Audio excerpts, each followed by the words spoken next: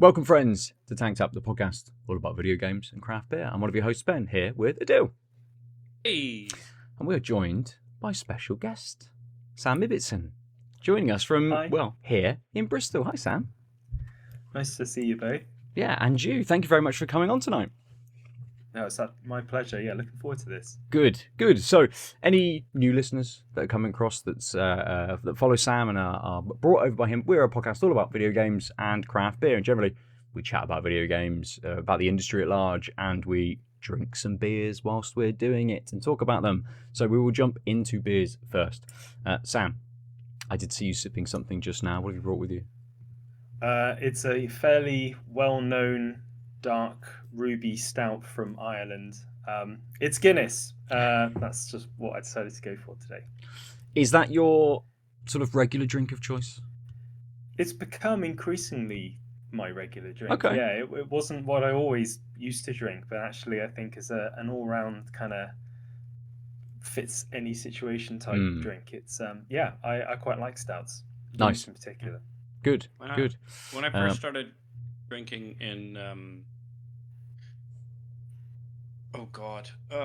the turn of the century, first started going to pubs, especially. It was one of those things where I just didn't like the taste of beer, especially the big Canadian brands, and so I found Guinness really tasty, and because of course it's North America university time / end of high school, the ability to chug a beer was a thing. What's interesting about my constitution is people say things like Guinness is really filling, right? But the thing that so I can just chug almost any drink. What makes it hard is the carbonation content, right? Right. And so the really bubbly lagers, it would be because I'm just essentially pouring it straight down my throat, and so that bubbled up, and then if you feel like hiccuping or burping, that whole thing stops being a thing you can consistently do. But with Guinness, it just pours all the way down. You're just like, I'm done. And so I remember my 19th birthday, I was still not ready for regular beers. I was known as the Guinness guy, but that meant that people the Canadian expression is double fisting. I understand what that means. That doesn't have the same context. 2 drinks at the same time. So on your birthday, Right. you always Double parked here. Being double parked. You're always double parked. That is, yeah. Right. Right. And so I ended up having, I think it was 9 Guinness in 45 minutes, a handful of shots, and then I was like, I am done for the night, and just left my own party. That's a lot. That's a lot of Guinness. I'm sure Yeah. you probably do a few of the Irish listeners proud by sinking that many as well. But I'm not sure I could even approach that these days. No, I think it's more filling Nor would these I days want than it was. To be fair. Yes. Not without some serious consequences the next day. Yeah. And just to be clear, this is not some sort of weird peer pressure negging of you better finish that quickly. It's just that just reminded me of a Guinness anecdote, and let's be honest, the ADHD kicked in. Good. Well, standard. Aadil, what are you drinking this evening? I'm drinking it is from Sureshot. It is the Brother Oats. Brother May I Have Some Oats. So yeah, the Brother May I Have Some Oats, and it is lovely. Let's be honest, the can art really got me. It's pigs having oatmeal, I think, and there's a happy pig at the bowl, and then there's the face of a sad pig. It is called Brother May I Have Some Oats. It's natural and pure, and the slogan of the faux oats label is "It's too good to share." Whole oats tended to be generations of tall, skinny ones rolled for centuries in a shed of no return, guaranteed to get you your desired girth, consumed by everyone, your lover, your father, your mother, and many more. And that's the fake flavor text for the fake oat label. And then the flavor text for the actual beer is a New England IPA dry hopped with Nelson Sauvin T90, Peacherin T90, Nectaron T90, and Citra BBC, brewed using a trough full of overnight steeped oats for a luscious, milky body that hugs fruity hop aromas. I am starving, brother. So I'm expecting stone fruit, citrus, etc. Yeah, so It's to be clear, it is a 6%. He says now being lost on this very complicated label. I think it was 6%. I don't remember what you said, to be fair. You'll find it. Anyway, yes. Oh, yeah, sorry. Overnight Oats IPA, 6.2% Cool. in a 440ml can. Yeah. Nice. Yeah. Nice. I am. I'm heading slightly north. I'm coming to Manchester as well, actually, and drinking a Cloudwater. After you had the version 19 the other week, Aadil, I did a little Cloudwater order because I wanted that beer, and I brought some beers for Christmas. They're doing a Christmas, like a festive pale ale. They're doing a Christmas stout as well. So I put a little order in and got this one, which is a Cloudwater and a Green Cheek collaboration beer. It's called West Coast IPA Is Dead. And there's just a gravestone. Cool. It is. It's kind of one where you're scrolling the website and like, oh, that one. That's what I've got to go on. The can art. Yeah, I'll have that one, please. It is 7.2%. There is a little bit of flavour text. This is a collaboration that was inspired by the idea that West Coast IPA is at its best when it is living, breathing, evolving. By paying homage to the classics and also by stretching its boundaries, modern breweries are helping to find new audiences. This beer embodies that way of thinking, letting the Simcoe and Citra sing loudly, while the malt flavour is relatively reserved. Brewed without crystal malt, the IPA is clear without a heavy malt profile. This is IPA. You're getting a clean and bright beer with a rewarding hoppy bitterness, underpinned by the fruitiness of a Citra and a rich pine of the Simcoe. So, great can art. Sounds like a perfect beer for me as well. Lovely big bitterness, hopefully coming in with that West Coast style. So we'll get these poured. We do normally, Sam, roll back around and give a little bit of sort of flavour of how the beer sort of initially tastes and things like that. I would say we'll come to you for that, but it's Guinness. We all know how Guinness of tastes. Yeah. You mentioned you're drinking it sort of increasingly more at the moment. Not saying you're drinking more at the moment, but what has turned you more towards Guinness than sort of anything kind of else? I mean, I used to drink a lot more lagers, and I really, like go back 10 years ago, I really didn't like IPAs, just didn't like how they taste.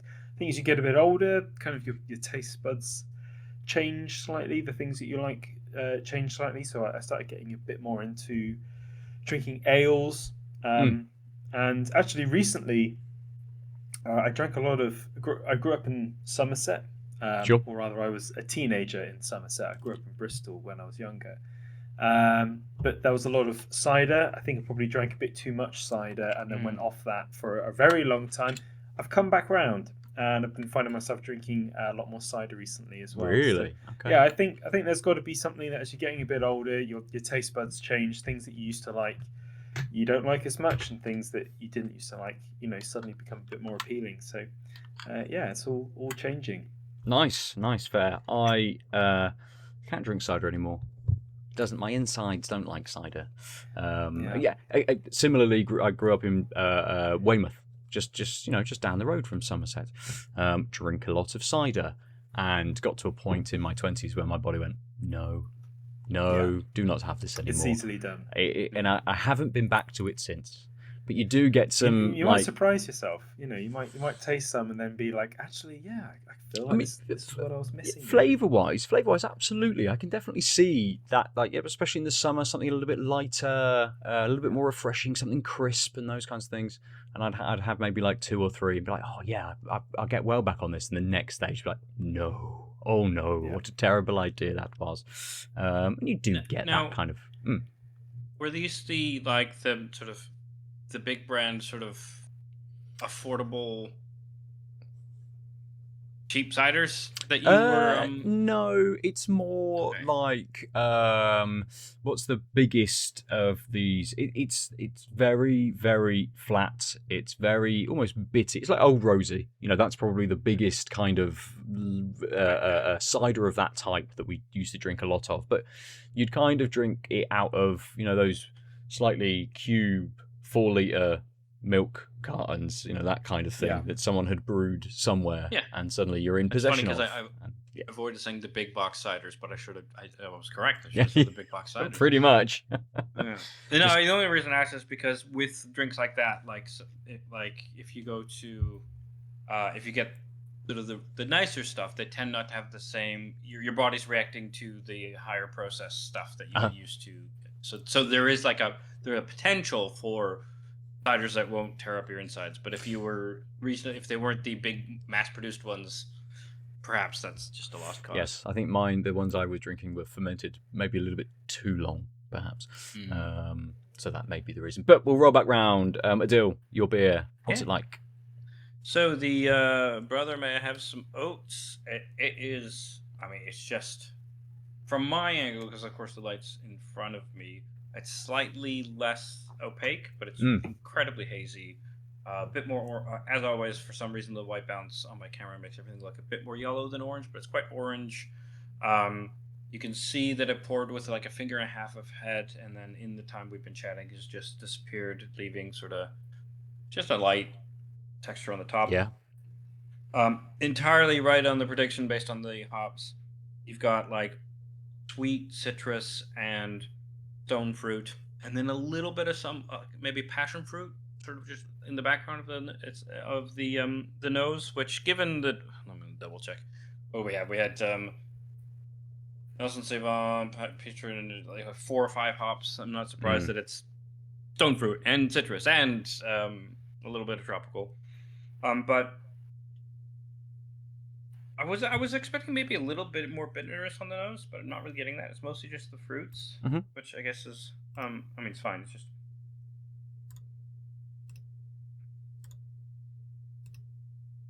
it's incredibly smooth. Yeah, that you can tell. So this is super interesting, because we've been talking a lot about how since the pandemic and economy crashings, how there was a lot more leaning into oats because they're a more affordable grain. And in the first few years outside of the pandemic, especially with this sort of the wave of breweries that sort of used the funding to start up, and then some of them didn't last. It was a lot of like using oats but trying to hide it. And now we're seeing a lot more of people having brewed for a few years with those oats to leaning into the strengths, which is the creaminess, right? Which is the creaminess, and giving it that's like creamy milk texture. And this is like feels like the next step of like, this is an oat beer, right? We are looking for those things, and we found the right complements of that creaminess. Because if that's when I said smooth, it's because I can right on top of the nice solid hoppy bitterness is this creamy oat flavor, such that it isn't until that starts to retract that on those first sips I even noticed, oh yeah, there was a low-key bitter taste, but it was so much more reserved compared to that like creaminess and slightly sweetness of the oats, that until I started sort of trying to pay more attention to what else was going on, I could easily miss it, which makes this really interesting transition where it's this really drinkable first few sips, the creaminess, the sweetness of the oats, and the fruitiness sort of on the back end, just makes it feel like, oh yeah, you're having nothing. But when it fades, there's enough of these other hops that you have a longer finish, so you aren't trying. It's not like say a 5% pale ale or a light IPA where you end up liking the taste mix, but there's not much finish, so you end up drinking it kind of quickly because you want something stimulating your palate. This is a 6.2%, and so when the oats leave, you've got this whole this whole like palette of stone fruit and sweet citrus, not much tart citrus, and a little bit of that tropical, ready to take its place because it's actually been there the whole time. And so it just means that even now I can still taste parts of that, so I'm not like reaching for it to have other tastes. Which is kind of like, for me, like the sweet spot is like a really good, interesting foretaste, but a long finish, such that I can choose to drink it quickly, and like if I'm having sips more often, there is something interesting happening. So it's not just like a low key taste that's sort of static. It's that taste curve thing, but the finish can be long, so I'm not feeling like I'm not feeling like I have to drink it at the pace of the taste fading. It has enough space for me to choose that. So it is really, really good. And like I said, I think the most interesting thing is that foretaste is oats, right? It's that sweet creaminess that isn't really attached to any other taste, but it works really well because they've got this hops mix that is giving something else to it. So it's not just sort of, because there's like obviously a very oat flip forward and that could just feel kind of boring and not really beery, but you've got these fruity flavors underneath, and then you don't even realize how many of them there are until the oats start to fade. You're like, oh shit, yeah. And then with that on your radar, some of the other sips can be, you can kind of find those things well. So this is really good, yeah. Good. Sounds nice. Sounds nice. Nice. I will jump into this one then. You can see it, as they said, it is quite clear. I like Aadil's beer, what that is very, very not thick, I suppose, but this is super watery, super clear. It's a little bit kind of, it's a bit like you've drank too much and then gone to the toilet kind of thing. It's that kind of colour, isn't it? It's a little bit. Has it almost got a greeny golden tint to it, or is that just the camera? I think it might be the camera. It's very sort of like really soft gold, something like that, perhaps. So I mean, it looks lovely and it smells lovely as well. It's got a very light nose. I thought it was going to be bigger than it is on the nose, considering they were talking about sort of how hoppy it was and how bitter it was kind of going to be. The nose is quite light and it's a little bit fruity, maybe a little bit of orange or something like that in the nose. Some lighter, sweeter sort of citrus kind of coming through. Ooh.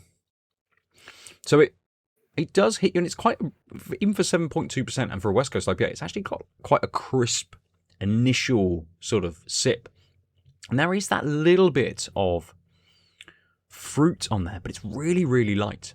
And it kind of launches into a more floral sort of flavour. So it's kind of that floral, almost a little bit of potpourri levels without having quite so much of the harshness of that, like a really light sort of almost herbal kind of floral sort of flavour to it that then is hit by that bitterness. That really kind of punches in a couple of seconds after you've sipped it.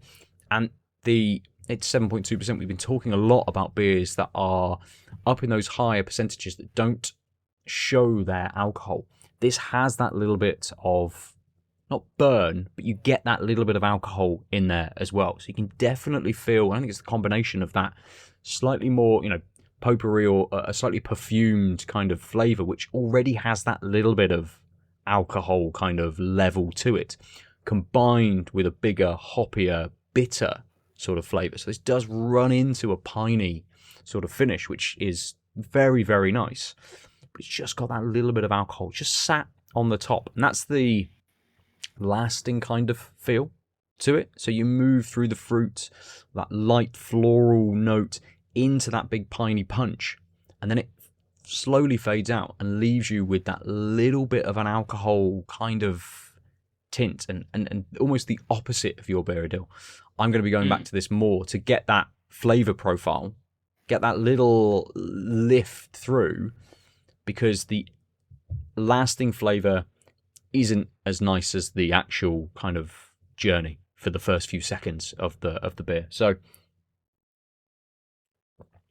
I'm back in already, and it's an interesting mix of stuff, because it feels like it wants to be a really light beer, but it's actually quite not heavy, but it's pushing a lot. It's doing a lot, and there's a lot of flavour going on.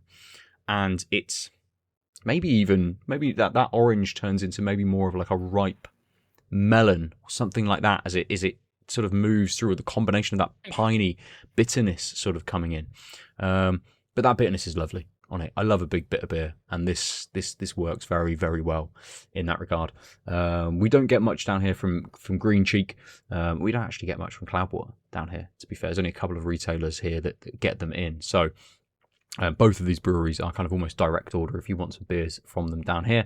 But this is nice, and I don't have anywhere near enough stuff from Green Cheek. So if this is what they're producing, then I will be going back to them probably in the new year, perhaps. The next time I think I need to order some beer, which to be fair will probably be next week, not in the new year at all. I was going to say, yes. It's still November, my dude. Is it? Jesus. Loads of time. Yeah. It definitely needs to be still November, because otherwise the term would be over, fair. and I should be marking / moving into this damn house. Give me 1 second. The cat has decided it needs to leave. I'll be a second. No worries.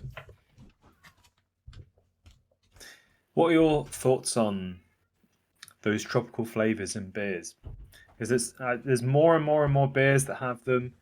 I actually quite like it, but I don't know, as beer purists, where do you think that has a home, has a role in that type of thing? Fully. I mean, I think it's all about the type of beer. And one of the things I like about beer is that, like, even in types like pale ales versus IPAs versus West Coast IPAs, there's still a lot of play you can have on like those flavors. And actually, in the past couple of years, there's been some sort of new varieties of hops that like push new types of flavors. The thing I found less say endearing is when often the like craft beer scene worldwide, but at least in certain countries, right? Well, everyone will be like get hooked on a certain approach, and so I think this must have been what 2016 was like the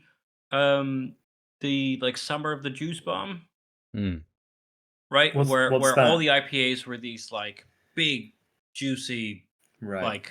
like also the bitterness was pulled back, and it was these like tropical Super smooth citrus flavors.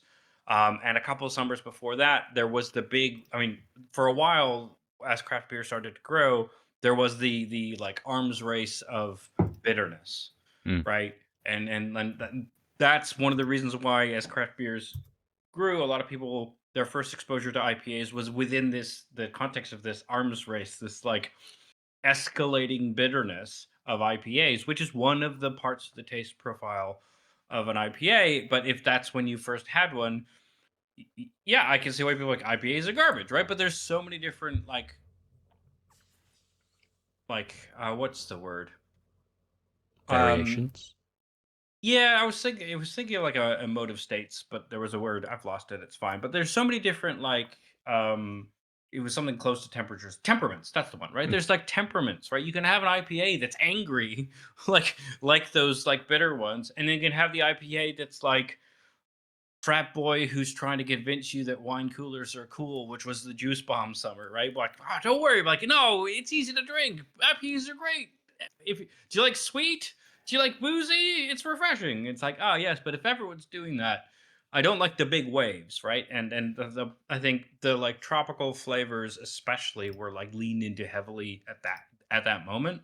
But something like this, right, where I've got a little bit of passion fruit and some like I'd say a little more peach than nectarine, so less of that sort of direct stone fruit, a little more of the sweetness. But like I said, there's like not quite as sweet as a tangerine, but like a sweet navel orange or something. That's the mix, and all of that is still retaining the bitterness of the regular bitterness of the IPA, and it's really nice. And because those are all like a really well knit together melange, I'm not like, oh, this tastes like a juice box, or like, oh, this just tastes like bitter mango juice, which because I've definitely had IPAs which are like still very bitter and also kind of one note and leaning in heavily into that one fruity note. And I think it doesn't actually matter if it's sort of tropical or whatever. If it's leaning heavily into the one note, I'm probably going to be less interested just because that's boring. And also it's harder to make that feel balanced because that note will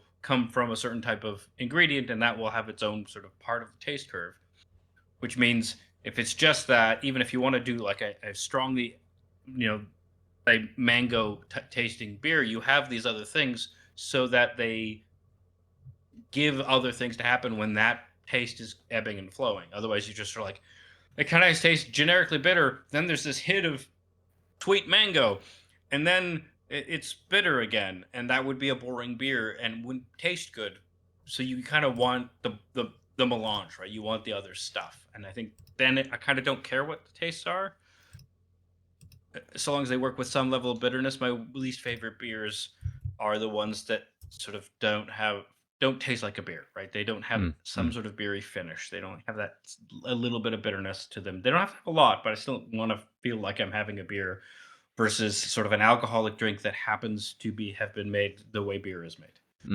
This is why we have the constant back and forth. And Lucy, I think through the year, has been drinking quite a lot of alcohol-free beers and trying to delve more into that side of things. And actually, with my Cloudwater order, I did have their current, I can't remember what they call it, an alcohol-free beer from them, which was an IPA, and it's so super incredibly light. Like this, it's got a couple of the qualities of beer, but it's just not quite there, and it's fine. It's if you want that kind of experience, you want that kind of drink, absolutely, and it's there ready to have on a nice summer's afternoon, just to lead you in to sort of relaxing for the day or something like that, and go, I just want something very, very light to start sort of, and they work quite well, but they've never really hit with me because they don't quite have that quality to them yet. And some have come close, but I don't think there's any. I'd say quite... remarkably close in the past year or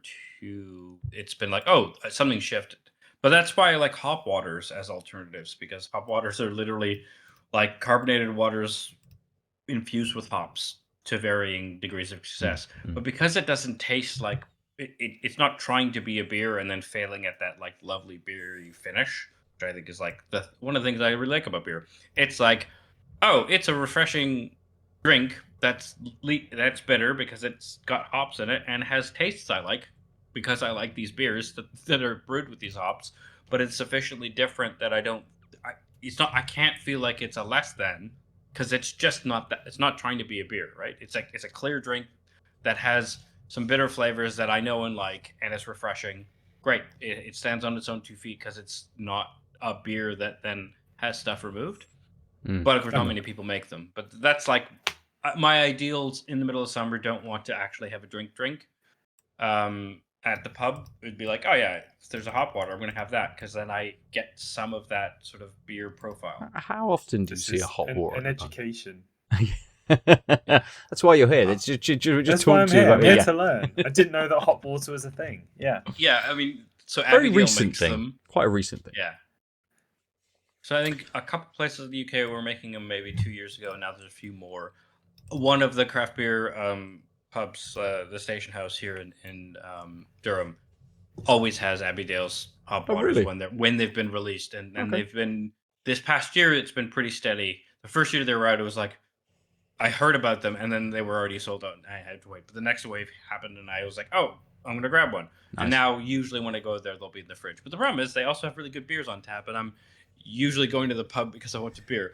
So, but if I was in the mood for one of those, I know exactly where in town I would go, which I don't even think I know of a single place in Bristol which has them.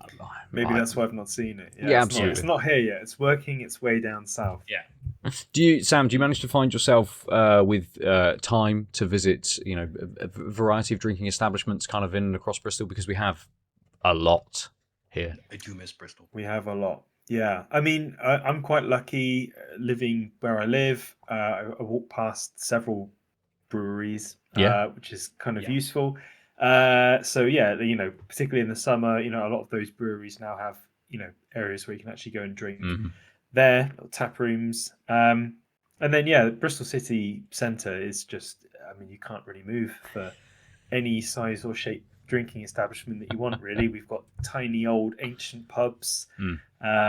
You've got, some of the nicer kind of bars, or some of the new, there's a few new wine places as well that have opened up sort of nearby as well, like in Finsel's Reach. So, sport for choice. Nice. Good. Yes, we definitely are. Lucy always says it's kind of raining beer in Bristol. You almost go in any corner shop or any convenience store here as well, and there will be some level of craft beer to be able to pick up. So we are very, very much spoiled. Let's move on from beer, and we will jump into games. And come to you, Sam, for I suppose maybe what you've been up to over the last couple of months, and the process perhaps of releasing a game, which you've done incredibly recently. We have, yeah. So our studio Meteor Pixel released our first or our debut title, which was called Little Corners, which was, to be honest, like a complete side project that then just ballooned and turned into release this. Yeah, that came out almost 3 weeks today that it was released. Nice. So yeah, we're really happy with how that whole process has been. And yeah, there's a lot to talk about. I don't know if there's any. Do you want me to begin in anywhere in particular? Like, I it's mean, a journey. So why don't you just tell us about maybe the generic premise description of the game, but also you said it was a side project that grew up. So maybe sort of alongside of this is kind of how the game looks, like how it grew into that and into its own project. Well, I mean, the genesis for the idea, it was actually last Christmas. I was at my sister's house, and me and my wife and my niece were using sticker books. She's only small. Little kids love stickers. Absolutely. We went through one of these books, plastered with stickers. Many stickers ended up not in the book and all over me. On your and T-shirt, yep, standard. everywhere, on the back of my mobile phone, everywhere. But yeah, like they were both really, really clearly into that. And I kind of just had this idea, just sat on the sofa, just as, Christmas dinner was about to be served, to be like these are really, they really like these. This is really popular. But it feels so throwaway because, like, once you've stuck these things on these little books, that's it. It's done. This would make a great video game. I could definitely make this better if it was a real life, turning the real life thing into a video game. And so, yeah, that was that initial sort of seed of kind of where the idea came from. I took that idea to our team and we did a couple of mock-ups and we shared that with some people. And yeah, the general sentiment was that everyone kind of knew what sticker books were from their childhoods or from their own children.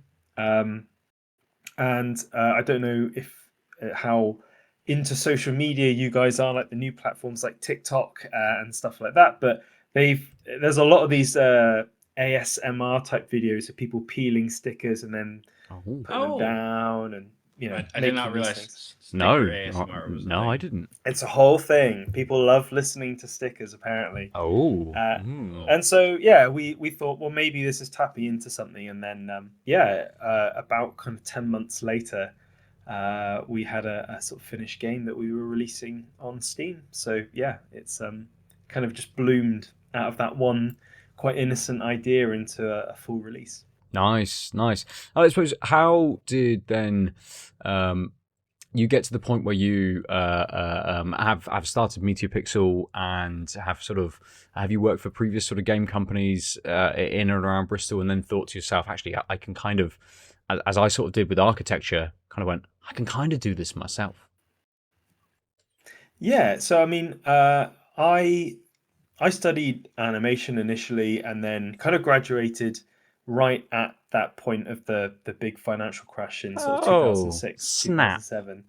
So looking for a job during that time was pretty challenging. So I pivoted, and I actually did. I made websites because I taught myself how to do that more as a hobby throughout uni, and then realized it was much easier to get a job doing that. And I'd always loved games. I'd always modded games and always saw it as a hobby. And this was maybe right at the cusp of there really being games degrees. I think the year that I went to uni, that there weren't really any, but there were maybe by the time I graduated. And I always just thought it's like as a hobby, a fun thing that you did on the side and not a proper career. But after a few years of doing web design, I started making more of them, and people started liking what I was making, and people started asking if I could make some stuff for them. And the main kind of the main sort of spark that ended up me forming Meteor Pixel was my very long time friend Jason, who we met each other back when we were at junior school. So we've now known each other for like over 30 years. He ended up on some of the projects that I was working on. And he came from a tech background. I came from this more creative background, and we just thought, well, why don't we set up a studio? And then, 10 years later, wow, Meteor Pixel's outsourcing studio predominantly. So Okay. we help with lots and lots of different people making all of their games, and we've done everything from like shooters to strategy Oh. games to management games and stuff Nice. like that. And yeah, it was only just at the beginning of this year though that we got round to actually making our first game, which was this very small little game called Little Corners. Amazing. How's the reception sort of been to Little Corners? Because I would imagine the size of the kind of the studio that you are and the style of game that it is. Steam is an incredibly crowded market these days. So how have you found that?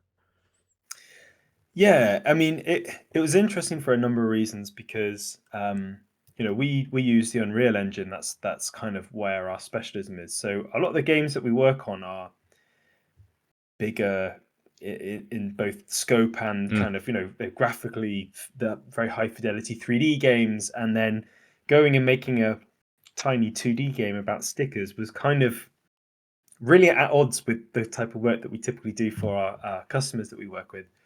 But yeah, like it was definitely challenging launching. I think any indie game at the moment it will find it challenging because it's a massively saturated marketplace. There's hundreds of releases coming out every day. I think for a number of reasons we were quite lucky in that there were no other big releases kind of either side of us that were in that particular genre. So for us, like it's done really well, and we're really pleased with kind of that response. I think we're sitting at something like a 98% positive rating. Nice. So the people that like it really love it, and we've been really fortunate that there are people who have joined our Discord channel and got like a nice little vibrant community of people making stuff with the game. And yeah, it's actually been like it's been a really heartwarming experience. Like we set out to make something for this really specific small niche, and we think we've been reasonably successful at like capturing the audience that sort of exists in that kind of niche. And yeah, now we're at the point where we're like, okay, well, who else could we bring this to? What else could we do to kind of catch a few more eyes? But yeah, generally we, through a combination of luck and skill, have ended up with a reasonably successful release. Good, and I think it's a testament to sort of the reviews that you're kind of getting that it kind of does exactly what you want it to do. I think whilst you're playing it, you have that kind of sticker book or the sticker pages and the space to be able to sort of put them in, and the a level of freedom to be able to kind of just create whatever you want within the parameters of kind of what you've got in front of you. And I would imagine that the way that I've been setting up a space, and I think I'm almost in some ways confined by my architectural brain and sensibilities and education and my job, the thing I do every day by going, this goes here, this goes here, this goes here. This is a building. Amazing. Rather than being like, just put them anywhere. Just actually, this could be this, and this could be on this, and this could be on this. And I feel like I'm making some very concise little spaces. I'm like, oh, that's a nice little space. And I've got like 100 stickers left. Well, what am I meant to do with all of these other stickers? Why would I cover my wall in all of these things when it's lovely and it's minimal? And this is exactly how I would set this sort of space up. But it allows me the freedom to kind of do that. And not to, at least in the way that the game is set up, there's not sort of progression as such. You're not unlocking kind of spaces or levels and those kinds of things. Everything is sort of open to you when you start to play. That I'm not like locked behind either placing stickers correctly or a score or some kind of arbitrary sort of measurement. I can just go in and go, this goes here. Yeah, I like how that works. Okay, cool. Let's move to the next space. I'm done with this one, and I might come back to it and go, oh, let's move this and move this and then add in more and do this kind of thing. But it's I very much enjoy the level of kind of freedom, and that actually it's down to the player to sort of just kind of place as they want to, I suppose. Yeah. I was going to say, yeah, the as weird as it sounds, the lack of gamification is one of the strengths. Yeah, it was a really conscious decision as well. I mean, for a number of reasons, this was our first thing. we didn't want to overcomplicate it for ourselves. We wanted kind of fairly minimal tooling, but we were selling it for, effectively the price of a coffee, or an expensive coffee if you live in Bristol, or London, or any other expensive city. So we were kind of like, well, in terms of the expectations from the audience, we knew that they would be, or we assumed that they would be happy with the fact that it's a little bit more reductive as a game experience. There are some hidden stickers that you can find, and people, our community, have enjoyed hunting those down, and we give them little hints, and most people have managed to find a good chunk of them now. But yeah, like because this was our first game, we really didn't want to have to go out there to try and make anything too complicated. We wanted it to be a sandbox. We wanted it to be and evoke that same sense of play that those real life stickers have. There are no rules. There are some rules that have been introduced more for practical reasons, but in terms of the limits to your creativity, it's you can stick them wherever you want, make whatever you want. That's the game. Yeah. So unfortunately, I couldn't didn't get a chance to have time with the games, but I do know that you've got like a frame, which is the room, and then cool backgrounds. Can I put stickers in the background? You can, yeah. Great. I had a feeling, given you said anywhere, but I just want to confirm that, because which it sounds exactly what you described. But that is staying true to, if you've ever been with a child with a sticker book, one of the first things that happens is the sticker stops being on the book. Yeah, they don't color inside the lines, and that's kind of a bit of an ethos with this, which is kind of, we didn't want to set too many constraints. And actually, we were aware of the fact that because there wasn't that same level of gamification, the game may not appeal to certain groups of people. People want sort of more guided experiences where they kind of have a really tangible goal that they work towards, and that they complete that goal. This wasn't what we were trying to make. We wanted something that was a little bit more free form.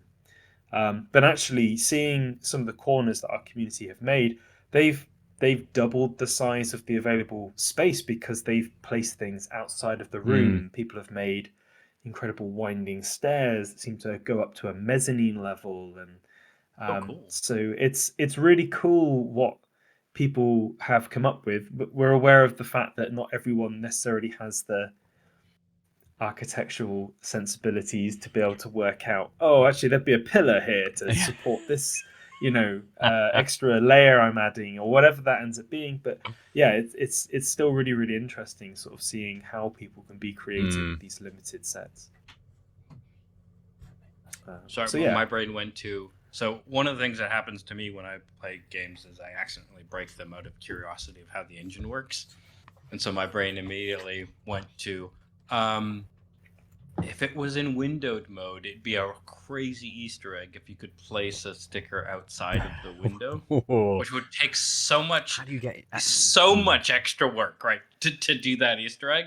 But like, it sounds like that would be along the lines of the sensibilities of freedom. Obviously, I'm not saying that's the thing you should do. That's a lot of work for a very silly Easter egg. That's like a Pony Island level of kind of absurdity, isn't it? Really, just sort of like, yeah. It's windowed, but it's actually not windowed. It's an overlay of the entire screen.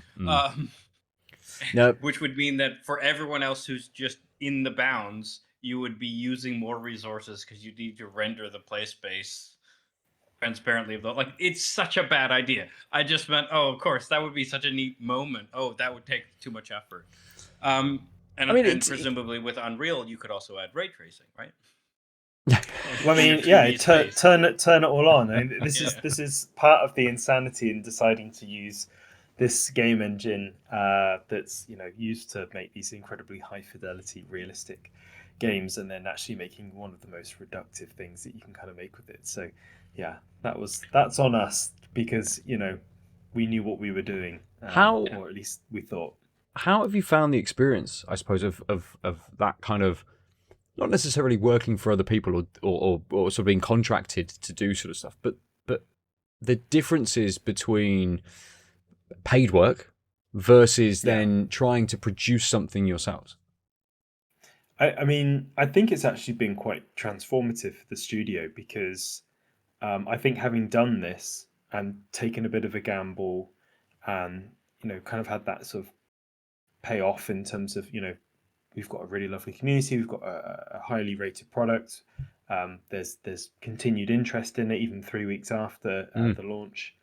I think the reality is that we've made the decision internally that we'd like to focus a lot more on working on our own IP. Yeah. And I think there's some observations around the wider state of the games industry and how competitive it is, and it might not necessarily be the most like commercially focused decision in terms of like, it costs money to make these games, and then there's no guarantee that you'll ever even recoup what you've put into them. But I think that the general sort of vibe is that this really fits the culture that we've built at the studio, and we really want to do more and more and more of this. And so, we have made some more strategic decisions that we are going to pursue working more on our own IP. We will continue doing some of the client stuff because we love the people that we work with, and we're very fortunate to work on some really exciting projects. But in terms of it's fundamentally altered our DNA doing this whole process, and now we're hungry for more, and we want to keep doing it, and we think having learned what we've learned from doing this one small project, are in a good position to take that forward and try something new. Nice. And is it, I suppose, getting into sort of the studio a little bit, do you think is it kind of where it's sort of you and Jason kind of coming up with ideas, and it's more sort of cool, this is what we've been working on, or are you a little bit sort of broader with the team, and you're kind of you'll throw out sort of a bit of an ideas session, a brainstorming session sort of to everybody, and then kind of a bit more community sort of level of this is what we want to sort of work through next, or is that something that you're still thinking through? I mean, Little Corners, I think, is a really great example of a really collaborative project, because the actual corners themselves, like the variety of corners that we've done, that wasn't just me coming up with those corners. That was the whole team, pitching their ideas, us as a team voting on which ones we wanted to take forward. We had input from Secret Source, who are co-publishing the game with us. And it was a really collaborative experience. And actually, I think it's definitely true that a collaborative effort is often stronger than just a singular effort. You get people that can tell you why maybe some of those ideas won't work as well as you think they will in reality, or they can take something that you've done and then polish that idea up into something far more refined and effective that you could individually. So I think collaborative working is the way forward. I think there still will always need to be someone that can kind of set that singular direction, but that's more about being really clear over what the destination is, not necessarily how everybody gets there. And I think that's a big key to sort of doing that whole process, that collaborative process, successfully. Nice. Did you sort of through the development or in the initial sort of concepting of Little Corners, did you and the team just sit and play with sticker books and those guys? Totally. We bought a load and then played it, and we worked out really quickly which bits we found super frustrating and which bits were that we actually liked, and even which people in the team were better than others at being able to do stuff. Those sticker books are actually really hard, because you have to basically think back to front, because there's no undo function. You have to think in layers. You have to think, okay, I've got to do these major architectural bits, then do the bigger bits of furniture, then do the props. And now if I've made a mistake, there's no undo function. I've got to try and work with that. And that was interesting to see who got on well with those and who got frustrated. I suppose the joy of a digital product is that you can kind of overcome those issues quite easily. It's very easy to take a sticker back off the corner and put it back on a page, and it can be, or not even on the page, sort of anywhere kind of within the screen, to be like, cool, I want to use this, I just put it here for a minute, and then I'll relayer the things that I'm doing, and again, you have the ability to sort of pull things back and forward within the space as well, which I think it works very, very well, until you realize that there's one thing that actually you want to put like 25, 40 layers down behind all of these things. You're like, cool. I'm just gonna use my wheel for a second. I gotta get behind. Oh no, I've gone too far. I'll bring it There's back a lot up of very slightly. influence from people doing our play tests. So for exactly reasons like that, we ended up adding in a center back and center front. So if you hold down, is it shift shift and then mouse wheel, that then goes all the way to the front, all the way to the back. All of these little learning things that we just weren't really thinking about when we were doing it ourselves. And again, when you get people, the idea that you start off with, particularly with games, is often never really where you end up. It's always a journey, and the journey itself influences kind of what the outcome is, which is it's an interesting process. And one of the things is, if you've designed it as a reproduction of the layered system of stickers, then you sort of are going to default think that way. So you're not going to bump into the problems as often of really want to put that there. Because you've sort of you're aware that you need to think about what you want to put when, and so I mean that's the beauty of playtesting and getting other people to poke at the thing, and I'm like, it'd be really great if I didn't have to pre-think all this stuff, right? And the more you do it as well, I mean, this is where I think typically games, people when they start it up and play it, if they're not really having fun in the first couple of minutes, that will be their kind of sign to be like, oh, this isn't for me. I'll ask for a refund or play something different. But the people that do a corner and then think, okay, I kind of had fun doing that, and maybe I'll do another corner, and I've got to handle on this a bit more. If you can get someone doing a third corner, that's generally a good indication they're hooked at that point. Right. And that can be really difficult to do in games sometimes, is to try and have that hook where people want either that immediate, I have to immediately be having fun, I have to immediately be a master of whatever situation I find myself in. A lot of these creative games, Tiny Glade, Unpacking, any of these kind of decorating games with these strong creative elements, I think there's definitely an audience that maybe think they'll like it and then find that they don't, maybe because of it being a little bit more sandbox in nature. And then for some people, it just really resonates. They just think, I'll do this again, and I'll do this slightly differently. And you sort of touched on it with the scroll wheel stuff, but I wonder if I'm super interested on, like, say a thing that like you upon initial design realized was one of the most frustrating things about stickers, that you like.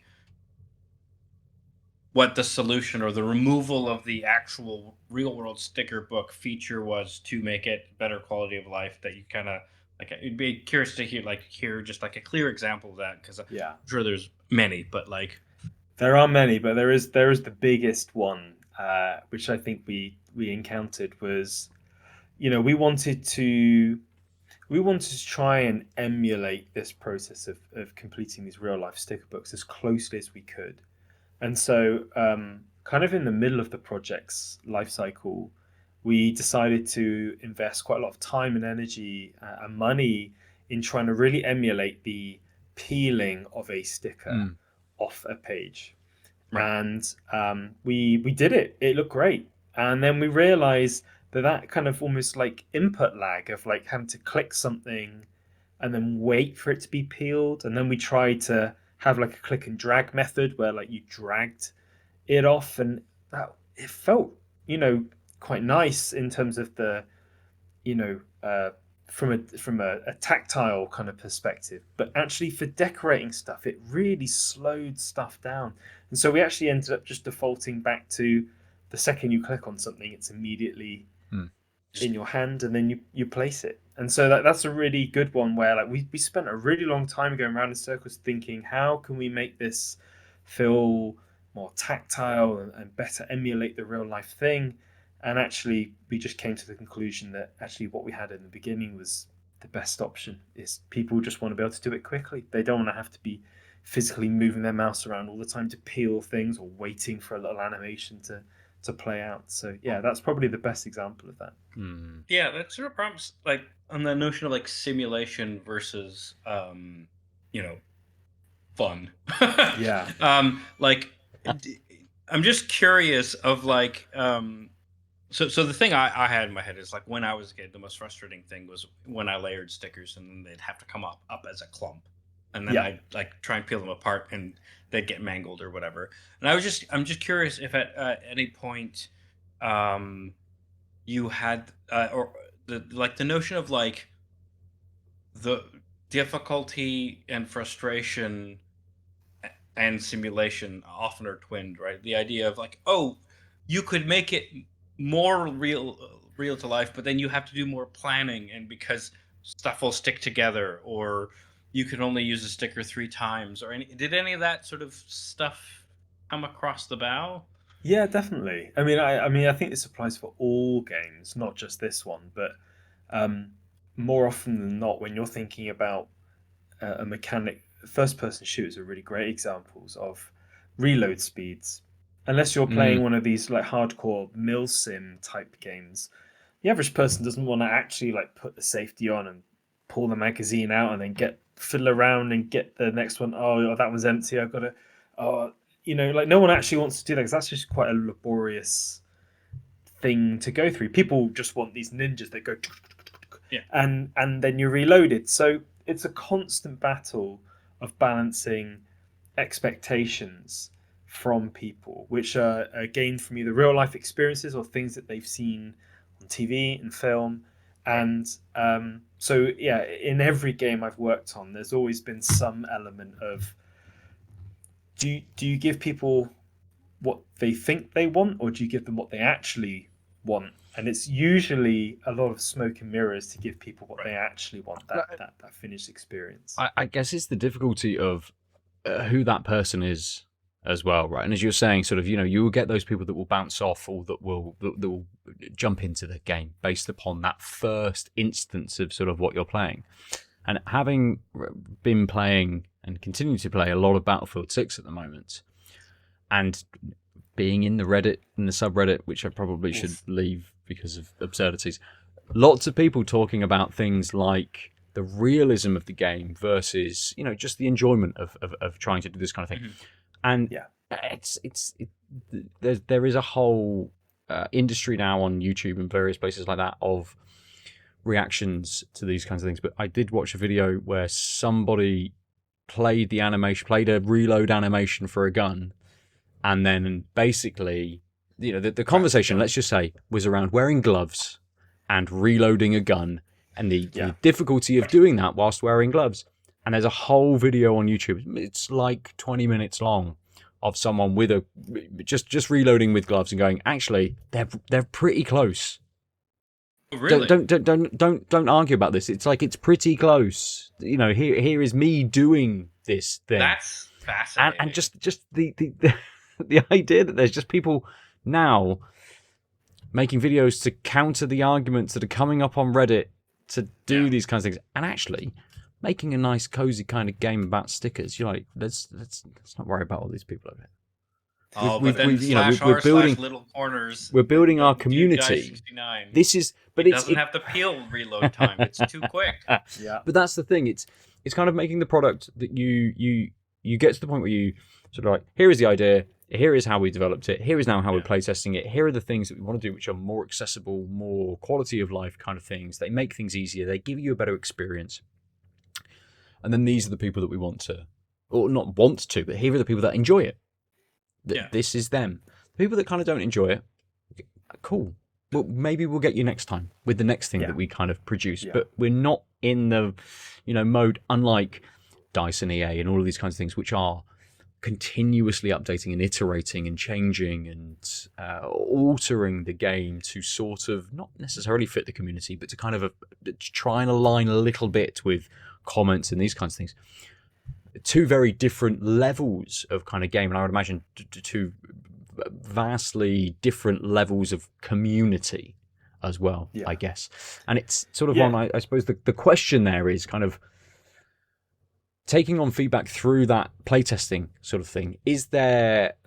Are there things now that you would potentially go back in and change in little corners based upon now the feedback that you've had that it's been out for the last sort of 3 weeks? Yeah.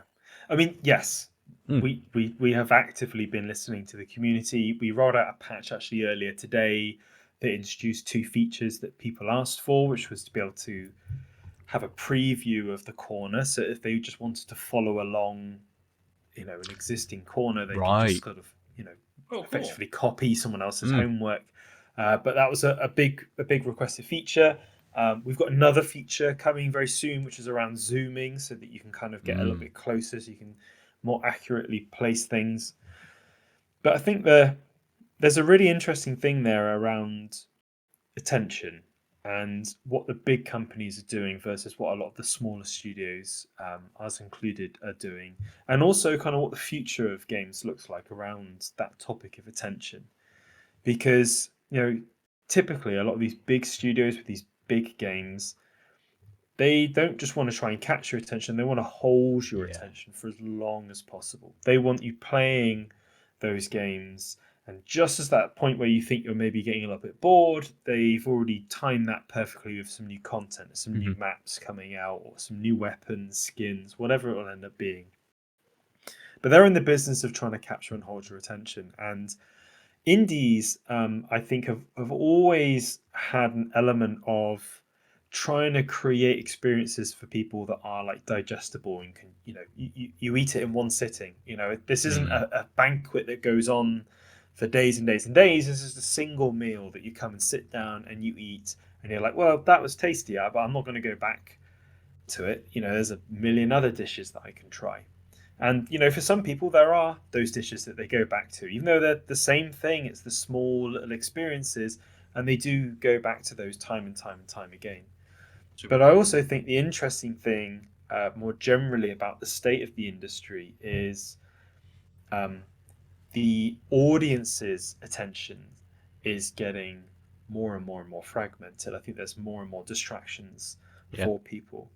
And I think that the big companies are going to struggle over the coming years, particularly the generation who have been playing Roblox and Fortnite as they graduate.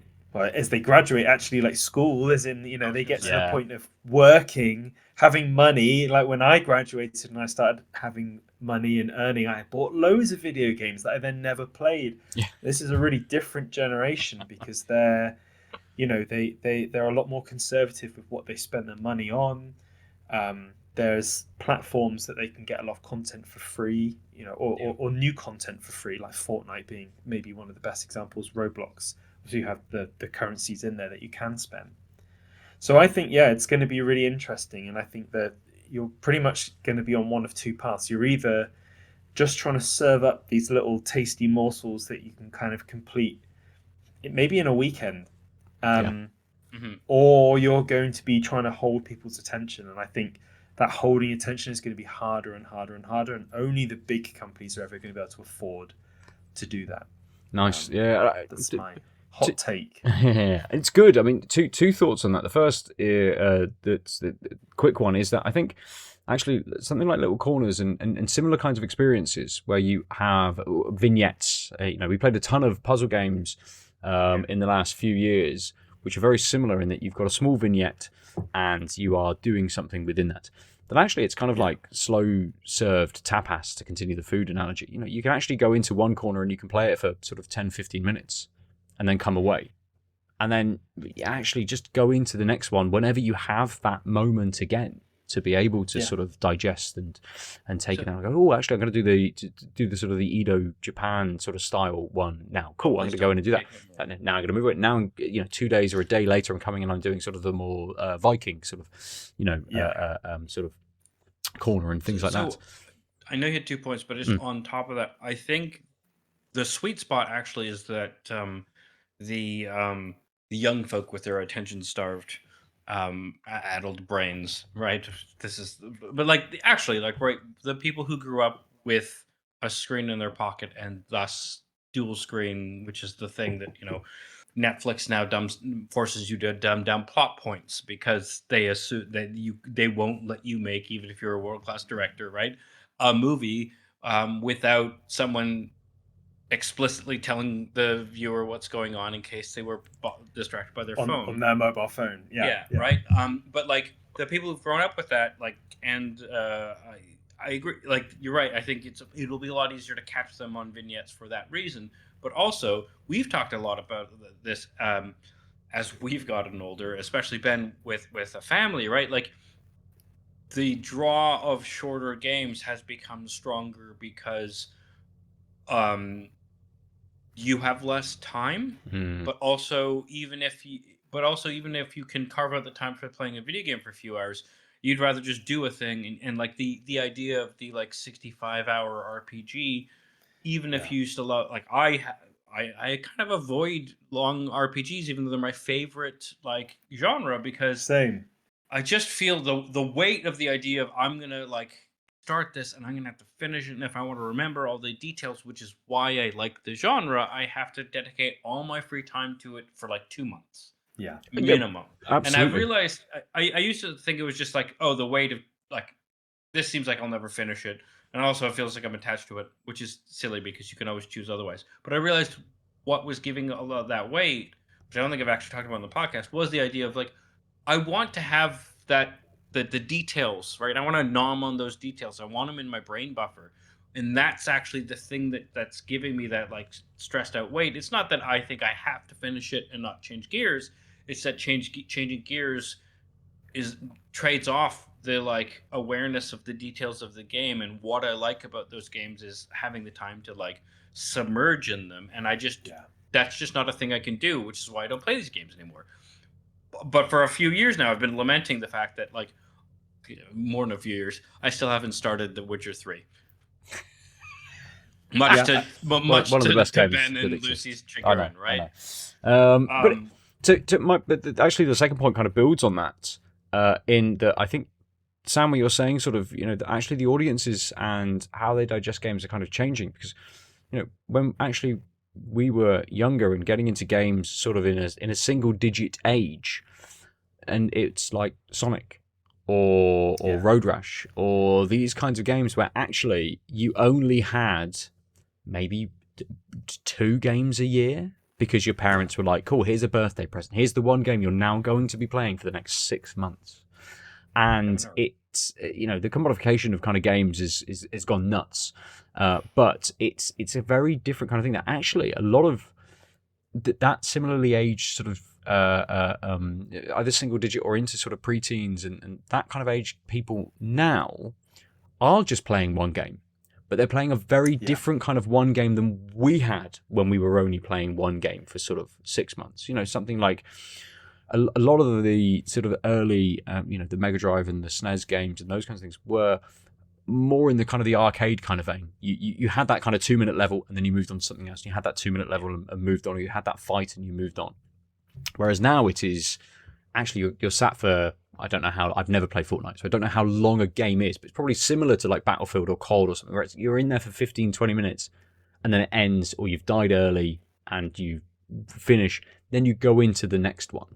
So you get things in those bite-size-ish kind of chunks, but actually then having the ability, as we did as kids, you played Sonic, and Sonic's probably only like an hour if you start and you actually get all the way through to the end. Yeah. Who the fuck does that? Or like Afterburner, where Sonic. you got Afterburner where you play the same first level every single time because you're so rubbish. You can't get to the So you're just stuck on the first level forever, and just play that for us. But Battletoads. It's a It's just a level that can't be beat, but you still play the fucking game. But it's a different, almost.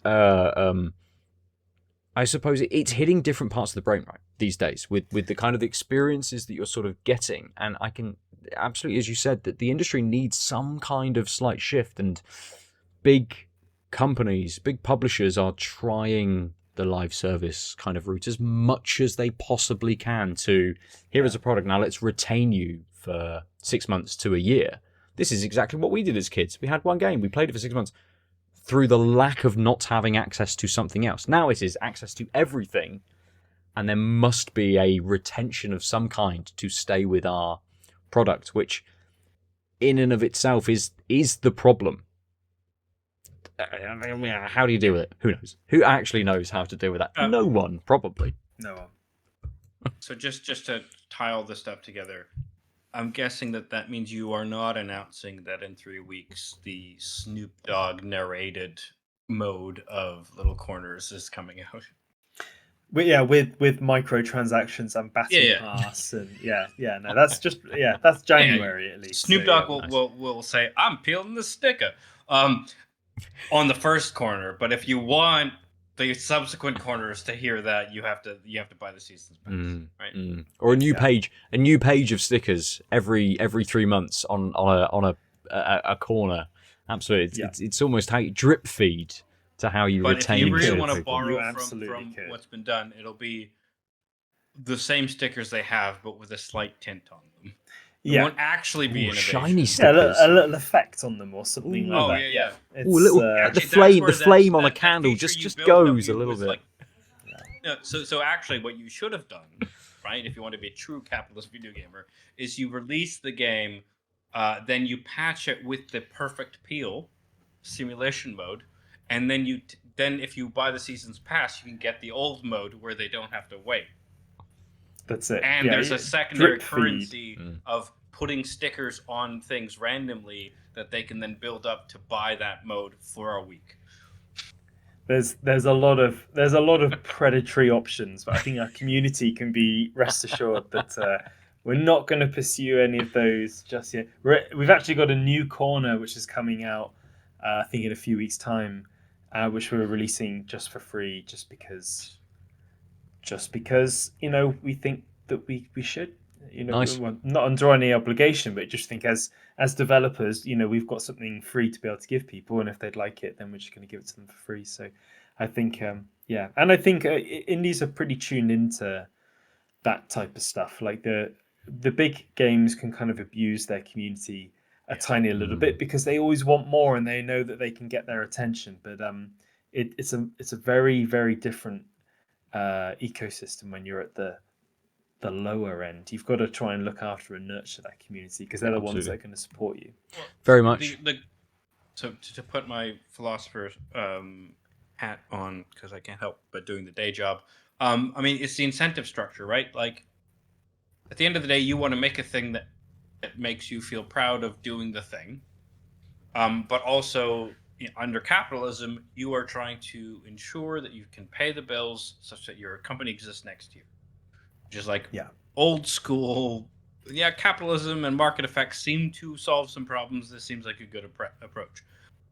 But when you don't have to worry about existing next year because you're that big, and you do have a quote-unquote obligation to maximize profits, well, then obviously you're going to charge for everything you can, right? There isn't an option to give a thing for free unless you've done a calculation where that free will get you more dividends later, or not dividends, more returns that will probably return into dividends, because right now that's the way the stock market-based late-stage capitalism is ruining any notion of market effects being consistent and congruent with the way the world works. Sorry, again, trying not to go to the day job. It turns out I can't help but whinge about capitalism. Even my advanced logic class or my ethics of AI class, it's really easy to just go into that. Haven't had any complaints, so it should be fine. I mean, the industry generally is in this really interesting but precarious place. We've had this period of consolidation which has been going on and on and on and on, and it's affecting kind of the whole industry holistically from top to bottom. Everyone's been impacted in some way, shape, or form by the decisions of the people at the top, or it's at least the people with the money, whether that's coming from venture capital funds or sort of other funds. It sent shockwaves through the industry, and there is some signs of recovery, but I think what the industry recovers into is still yet to be determined, and I don't think anyone can really bet on what that's going to look like. It is going to be different, and I think maybe it's probably the smaller developers and the audiences themselves that have got the best or the highest amount of leverage to be able to dictate where that goes. Because I think the days of the big AAA studios having monopolies on certain genres or whatever, I think those are limited amount of time left. So yeah, I mean, I think you're bang on with that, especially because we've had such an arms race of compute. Yeah. But actually, if you look at what people want, like ray tracing is my favorite example. You know what? First time you see a ray tracing game, you're like, meh.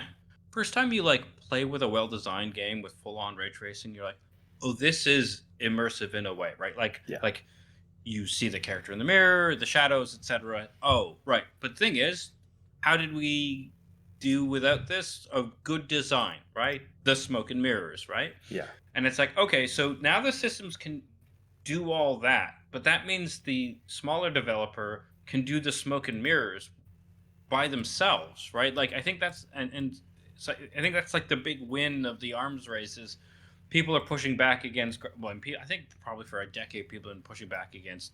Is the only thing a PS5 is like better fidelity. Why do we care, right? Yeah. But couple that with I think the one of the reasons why the smaller developers are the key is because it's I think people are starting to figure out that like under late stage capitalism, the going public is an avenue to funds, but because of this technology and innovation, you don't necessarily need it unless you're trying to make this giant game, and people are now cottoned on to going public means these extraction incentives are what you should be doing, quote unquote, but also that they just limit the innovation of the space. And like I think Valve last week, right, releasing the Steam machine that basically says, oh, Xbox Anywhere, what if we just had a better Xbox in your living room that runs Linux? Also, we've got the world's best VR headset, it seems like, and we finally fixed the Steam controller. Admittedly, these are different varying effects, but 3 announcements the same day, right? But they've never been public, right? And they're one of the reasons why Steam's been effective is because they've focused on their mission and they haven't been distracted by, well, at some point we need to pay off investors or we need to signal to investors to give us more money, which isn't the best way to build a company that makes product X, any product. And I think we're starting to get a point where enough people understand that I think there's actually going to be interesting pressures against even like say a AA studio makes a huge hit and they get a buyout call. I think that like there'll be more of a public outcry of against it versus not participating in those things at all, right? It used to just be a thing the gamers played the games and then it turns out, oh yeah, they got bought out and now they're public and that means that they'll have more money and we can make the sequel better or whatever. And it wasn't that like understanding at the on the ground of like, oh, but this could be bad. I think we've had enough years of that I'm super curious whether that will actually ripple out in the way that I'm hoping. Yeah, anyway, I mean, I do think that platforms like Valve do have a lot of power in this situation. I mean, they have a monopoly on the whole PC gaming market as it is, and right now they take 30% of your sales. I mean, the general metric, and I'm sharing this because it can vary massively, but the general amount that a developer will get is probably closer to around 55-60%, because it's not just the 30% that Steam will take, it's transaction fees, it's all these other things that you end up paying for. So you're closer to 55% than you are, just 70%. I really think they've probably got a bit of an obligation really to be able to sort of be part of the solution, because I think for the smaller end or the middle end of the market, where 30% can really make the difference between something being profitable and then people making another game and not, and they hold the keys to that. And don't get me wrong, I understand that they have overheads and stuff like that they need to front up, but I think a marketplace shake-up could actually be really, really healthy. Right now, I think you have to pay something like $100 to be able to list your game on Steam. I think if you paid $1,000, for example, to have your game listed on Steam, I am an advocate for trying to make game development accessible for people. I know that might stop certain things happening, but I think either do something like that so that Steam becomes a little bit more of a curated platform, or reduce that insane 30%, or find some other way of having kind of dual marketplaces where you have kind of, single indie dev type stuff, and then you've got like a secondary tier above. This is de-slopifying, right? And preventing slop, which I think is only going to get worse especially because the way Steam doesn't like code verify to the degree of bugs, right? So like that means that you can make a thing that's runnable with AI now, like with AI tools or generative algorithmic tools, a lot easier. So there's a big danger of things appearing at a greater pace, and those things maybe are not going to help that notion of curation. Steam, to their credit, have tried different things, but it has been a minute since they've shaken that part up.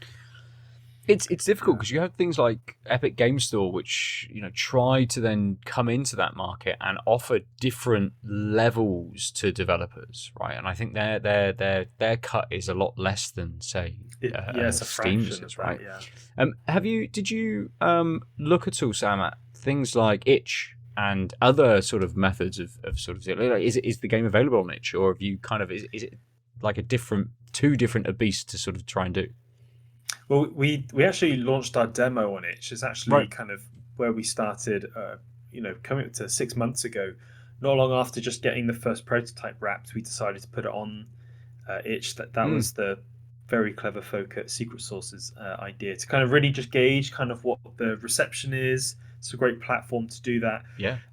Itch is, we'd like to be able to do like a DRM free version, and that is some of our plans in the next year. We will also take the game onto the Epic Game Store as well, and other sort of storefronts like GOG and stuff like that. Yeah. But they're all places that we will eventually sort of end up, but that will probably be during what you would refer to as kind of the sunsetting phase of a project. Like, anyone that's not got it, if you've not picked it up yet, if you've always been a bit on the fence, look, we'll drop the price again. They'll be on these different platforms. You can kind of literally get it anywhere now. I think itch, the Epic Games Store, they are great places. They give you much better deals than you currently get on Steam. They have their own sort of problems, and I don't think those problems are necessarily as a result of the platforms themselves. It's just itch, just the type of people that frequent itch, the type of people that post their games on itch. It's just a slightly different marketplace, sure. and there's a lot more volume from really small, tiny indie stuff. But to the point I made earlier on about not wanting to sort of put up barriers, you look at some of the most successful indie games that have come out over the last couple of months. Are we there yet? Mega Bonk. Well, maybe not Peak because Landfall and Aggro Crab are so well established anyway, but smaller games that maybe, those games they've gone on to be phenomenally successful, and they're all a lot of fun. So yeah, it's not about whatever the solution is, and I don't have the answer. It's not about necessarily creating too many barriers. It's about finding the right balance. And I think either you introduce barriers to be able to sort of keep a certain bar of quality, or you reduce that percentage that you're taking so that at least it becomes a bit more accessible to, or the profitability that studios like myself can look for can come earlier by being on Steam. Yeah, fair. And I guess the difficulty is that Steam is 85% of the PC market, realistically, isn't it?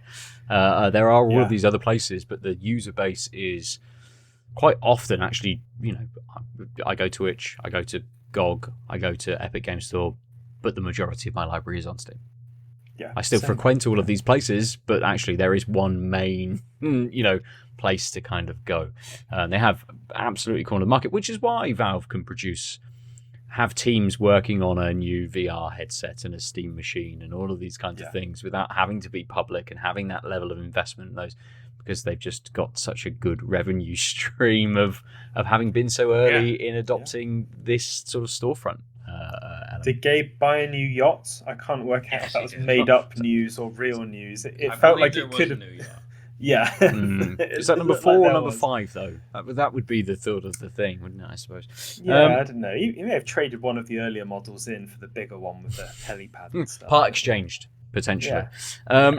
Good. I mean, we could spend another hour talking about sort of this element of game design in the industry, but let's kind of round up, I suppose, by talking a little bit maybe about the games that you are playing as well, Sam. If you have time to play games, like has the last year of your life been dedicated to trying out kind of games that not necessarily are similar, but more research based? You know, are you gaming for research or are you gaming for enjoyment at the moment?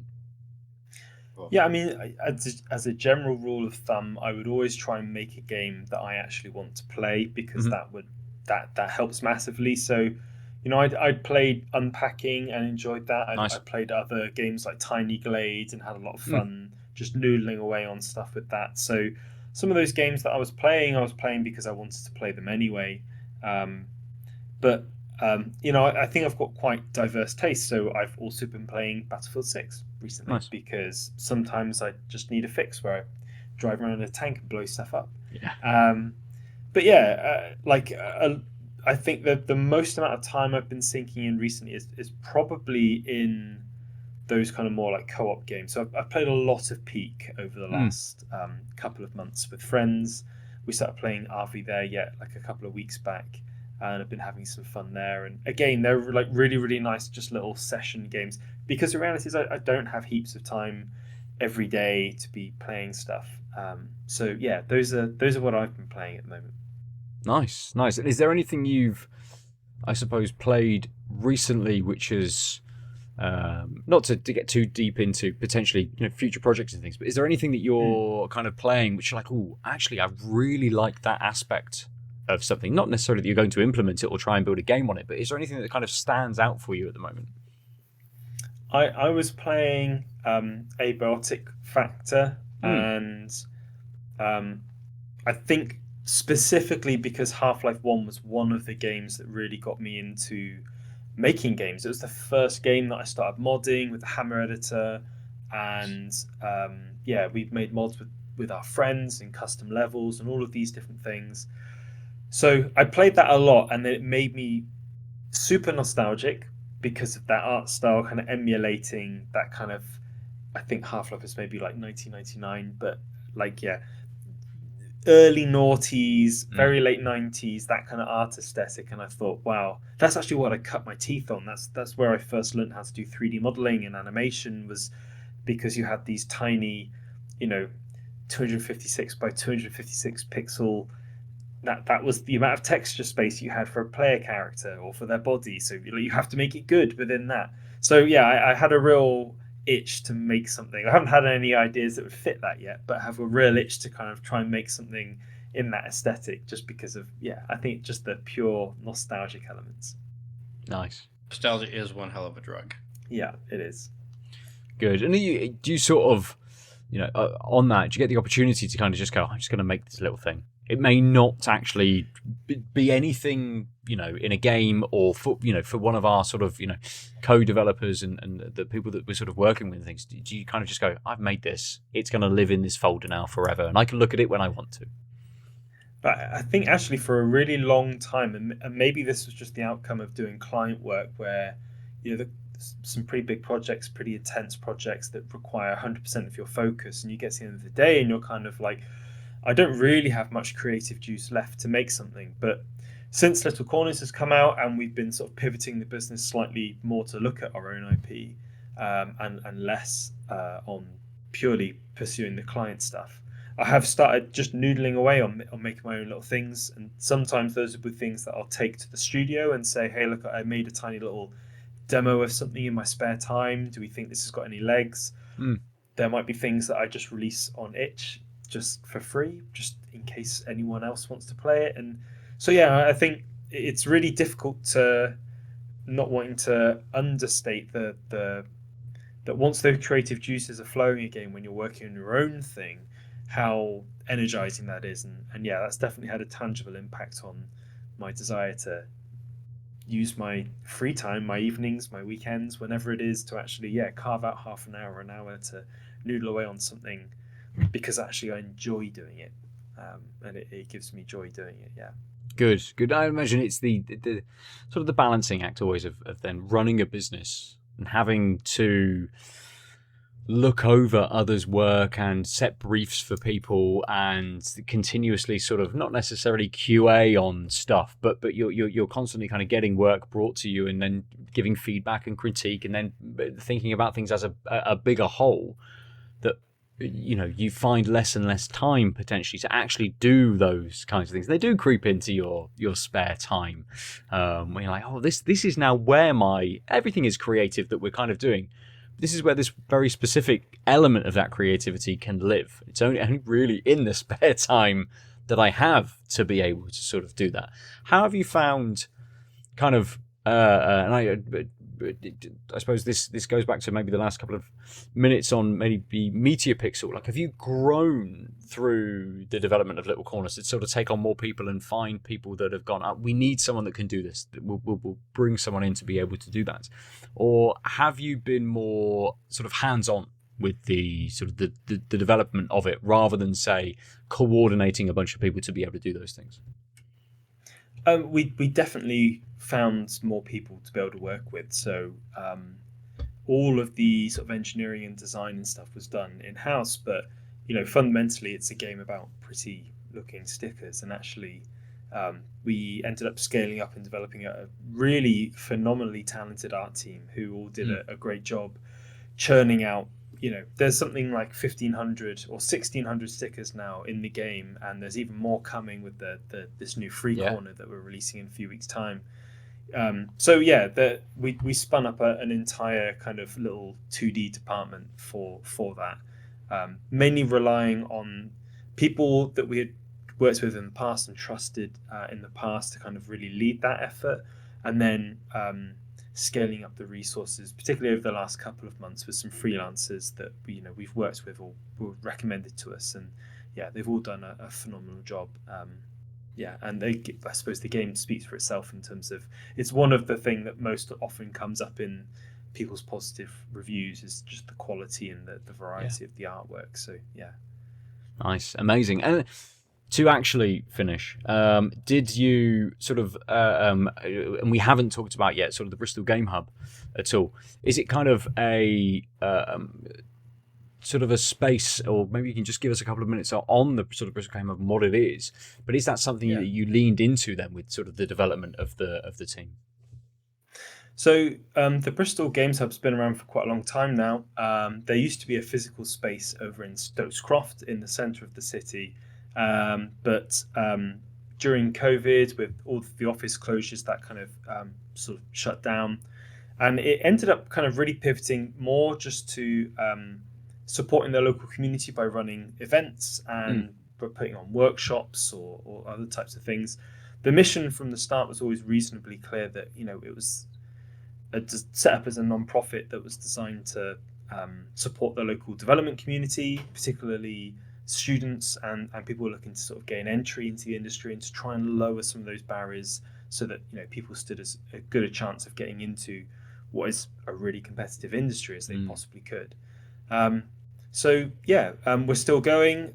There's hopefully going to be some new developments in the new year where there may be a return to having a physical space that we can call our own. Nice. And we will continue to try and support the local community by putting on events. If you go to the Bristol Games Hub meetup page, then you can see we run monthly events. They're open to everyone, regardless of discipline or where you sit in the industry. If you're like a student or someone looking to get in, or whether you're more experienced and you've been around for a while, there's a little something for everyone for all of these events that we put on. Brilliant. Good. That's a nice place for us to wrap up this evening. For those joining us, we now just return to our beers, just to give a final thought on them before we sort of close the show. So, Sam, I imagine your Guinness finished quite a while ago. I did. I should have got a second one, but I mean, I like drinking Guinness. I mean, I know it's not the most sophisticated. I feel slightly intimidated at least on my camera screen, I'm sat in between the pair of you, so I feel like I'm sandwiched by two beer aficionados, and I'm there sort of drinking my basic Guinness. But what can I say? I like drinking Guinness. That's fair. It's often one of the best choices in a pub. When you know where out, you stand. Yeah. And there's only like 4 ingredients or something like that. There's either 4 or 5 ingredients in a Guinness. So yeah. I will say that one of the things we say often in here in Tanked Up is I truly believe there's a beer for everyone. I mean, obviously alcohol, and thanks to the prevalence of alcohol free, I can now stop doing the proviso I used to say, which is, of course, if you don't drink for various reasons, maybe there isn't one. But what I mean by that is like there's such a variety of beers and ways of making beers, and people have figured a lot of that out, that there is a beer for almost any palate. Yeah. And that's, I think, at the core of we might be pretentious about the way we talk about our beers, but we are not judgmental about people's choice of beers. And that includes, I think there are certain, I think Lucy would be against Darling, for example. Someone, I think I understand, I say this because I've had, I enjoy I'm at some barbecue or whatever, it's hot out and someone passes me a Stella, and you know what? Yes. And the first beer I had, post Pandini, when I was sitting at distance with my friends in a park, right? And I was a year out of finishing my PhD with no job. It was a goddamn Stella from the Tesco Express, and it was one of the best beers of my life for a variety of external reasons. But that's sort of the thing. It's fine. Right, setting. Guinness right? is leaps and bounds above needing that much external stuff. It's great. I still get the Guinness in the pub a lot, right? Because it's good. It's reliable. Obviously, the closer you are to Ireland, and if you can get the stuff made there, it's even better. I remember the first time I had an actual Irish Guinness, I was like, oh, this is in Canada. It's all brewed in Ontario. But in the large parts of the States, it's not brewed there. It's brewed somewhere else, and it's even worse. I mean, if you're in the supermarket and you can actually go to the world food section and you can get the Guinness extra, is it extra stout? Which is actually brewed in Kenya. Yes, I think that's really nice. Oh, Guinness, yes, was one. So that was my first foray into niche beers. Again, having started with just drinking Guinness, and I worked for a rock climbing company, and of course there was a fucking hippie who was like, no, man. Because this is 2000, 2001. And he was like, you got to have this Guinness Extra Stout. If you like Guinness, this is the Guinness you should be drinking. And of course, yeah. Gatekeeping and literally within one beer as well going on. Just here is the premium version of this beer instead of the one that you actually get in the pub. Or the extra cold one. When did that come in? Years ago now, isn't it? Where you get the actual tap, the extra cold sort of level for Guinness. Good. Well, now you have the magic. If you have the right device, you can have draft-like quality Guinness in your home. But now pubs are doing. What is it called? Anyone remember? My brain is blanking. The nitro bit that they put on top. I can't remember what the actual brand's called, but yeah. Yeah. Because you get nitro stouts from other stout makers now as well, don't you? Trying to emulate that level of thing. But it's weird because you can't actually you can't have the beer unless you have the magic device. You buy a can and you can't do anything with it. It's that Gillette model with the buying the razors, you Nitro Surge. Nitro Surge, that's the one. Yeah. But I have had Nitro Surge. Actually, I went to. This is a couple years back. I was in London and I saw Taylor Tomlinson, so a comedy show in one of the theaters in the West End, and they had stuff on keg. And then one on their menu, it was Guinness, and I was like, "Oh, I'll have a Guinness." And then they just had a Nitro Surge machine, and I was like, "This is unexpected," but it was good. It tasted very close to on tap. Nice. So you can buy them it's in. better than the plastic ball widget version of a can of Guinness. You can tell the hire difference. those now. They have like literal stands that you can hire to be able to then get a keg in and actually be able to pour properly. It's only got one pump, and it's a very Guinness pump, but I have Irish family, and at various events they have just gone, we've just borrowed it. Obviously they know who has it, so they're just like, we've borrowed this, and it's just, we're just going to drink Guinness all day. I'm like, yeah, cool, I'm down that for makes that. a lot more sense on scale than like what they clearly wanted was everyone to like buy the device per household, so that then you would just buy these cans instead of these cans, and it was like, I love beer and I'm not buying a nitro surge. They clearly don't know their audience, that there's one and it just gets shipped around to everybody constantly in the area, just all the time. Cool. Aadil, fire hydrant. You're the Sureshot, Aadil. How did you find it? Yeah, it was great. I think by the end, I think my the nuance of the sort of tropical and stone fruit and citrus flavors got a little flatter, just because my palate got used to it.